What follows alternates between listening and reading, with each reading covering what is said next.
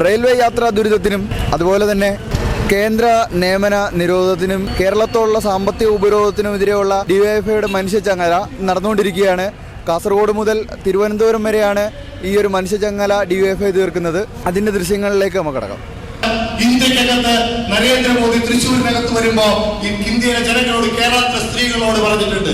എന്താ പറഞ്ഞത്? മോഡി ഗ്യാരണ്ടി, മോഡിയുടെ ഗ്യാരണ്ടി എന്തായിരുന്നു? 2014 പൊതുതെരഞ്ഞെടുപ്പ് എടുക്കുന്ന ഘട്ടത്തിനകത്ത് മോദി മുൻചുറ്റുകൊണ്ടുള്ള ഗ്യാരണ്ടി. ഈ രാജ്യത്തെ ചെറുപ്പക്കാരോട് മോദി പറഞ്ഞു, ഞങ്ങൾ അധികാരത്തിൽ വന്നാൽ ഈ രാജ്യത്തിനകത്ത് 1 വർഷം 2 കോടി ചെറുപ്പക്കാർക്ക് തൊഴിൽ നൽകുമെന്നും 5 വർഷം കൊണ്ട് 10 കോടി ചെറുപ്പക്കാർക്ക് തൊഴിൽ നൽകുമെന്നുമാണ് മോദി പറഞ്ഞത്. അങ്ങനെ പറഞ്ഞ അധികാരത്തിലേറിയ മോദി തന്റെ ഭരണം 10 വർഷക്കാലം നീണ്ടു നിൽക്കുമ്പോ ഈ രാജ്യത്തിലെ ചെറുപ്പക്കാർ ചോദിക്കുന്നു, എവിടെയാണ് മോഡിയുടെ ഗ്യാരണ്ടി? എവിടെയാണ് മോഡിയുടെ ഗ്യാരണ്ടി? ഈ രാജ്യത്തെ ജനങ്ങളോട് നരേന്ദ്രമോദി നൽകിയിട്ടുള്ള ഗ്യാരണ്ടി ഉണ്ടല്ലോ. 2014 രാജ്യത്തിനകത്ത് വിലക്കയറ്റം ഏറ്റവും രൂക്ഷമായി മുമ്പോട്ട് പോവുകയും വിലക്കയറ്റത്തിന്റെ കാരണക്കാരായി രാജ്യത്തെ പെട്രോളിന്റെയും ഡീസലിന്റെയും വില വർദ്ധിക്കുകയും ചെയ്യുമ്പോൾ നരേന്ദ്രമോദിയും BJPയും ഈ നാട്ടിലെ സാധാരണക്കാർക്ക് നൽകിയ ഗ്യാരണ്ടി എന്തായിരുന്നു? ഞങ്ങൾ അധികാരത്തിലേറിയാൽ 40 രൂപയ്ക്ക് പെട്രോൾ ലഭിക്കും, 40 രൂപയ്ക്ക് ഡീസൽ ലഭിക്കും.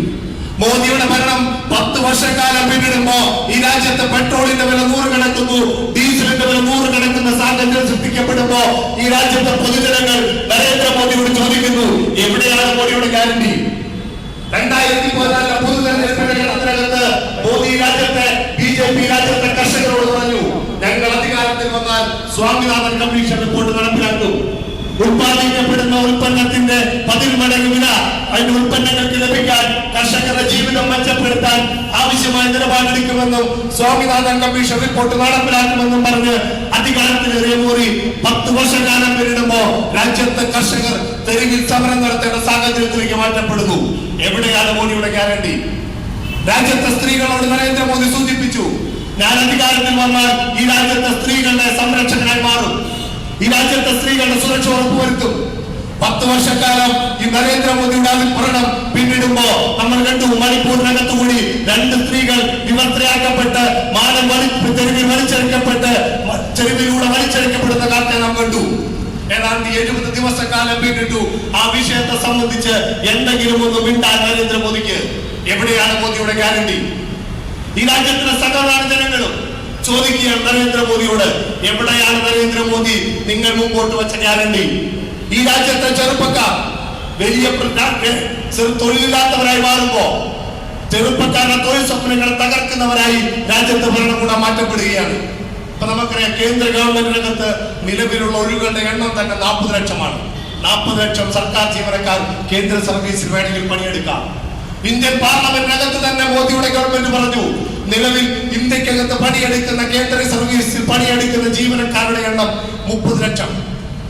30 ലക്ഷം ആളുകളെ പണിയെടുക്കുന്നുള്ളൂ. അതിന്റെ അർത്ഥം എന്താ? 10 ലക്ഷം ആളുകൾക്ക് കൂടി ഈ രാജ്യത്തിനകത്ത് നരേന്ദ്രമോദി തീരുമാനിച്ചാൽ, കേന്ദ്ര ഗവൺമെന്റ് തീരുമാനിച്ചാൽ തൊഴിൽ നൽകാം. വലിയ ഗ്യാരണ്ടി പറഞ്ഞു നടക്കുന്ന നരേന്ദ്രമോദി ഇന്ന് തീരുമാനിച്ചാൽ മതി.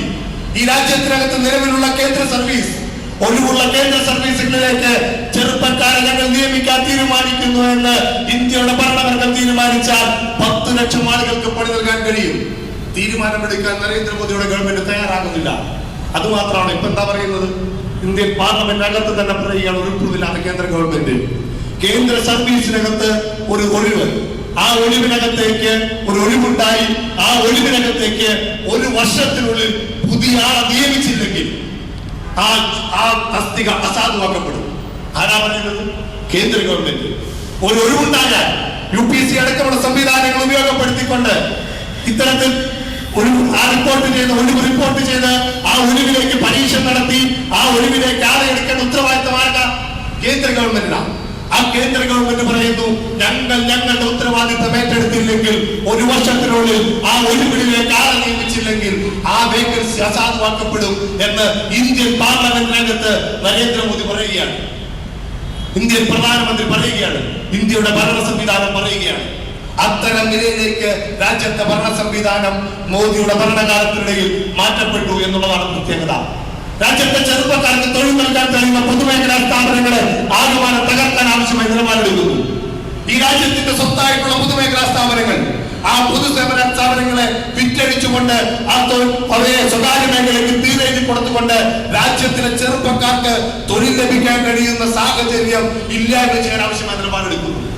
കേന്ദ്ര സർവീസിൽ 10 ലക്ഷം ഒഴിവുകളുണ്ടെങ്കിൽ അത് കഴിഞ്ഞാൽ ഏറ്റവും കൂടുതൽ ആളുകൾക്ക് തൊഴിൽ നൽകാൻ കഴിയുക ഈ രാജ്യത്തിന്റെ സ്വത്തായിട്ടുള്ള പൊതുമേഖലാ സ്ഥാപനങ്ങൾ ഉപയോഗപ്പെടുത്തിക്കൊണ്ടാണ്.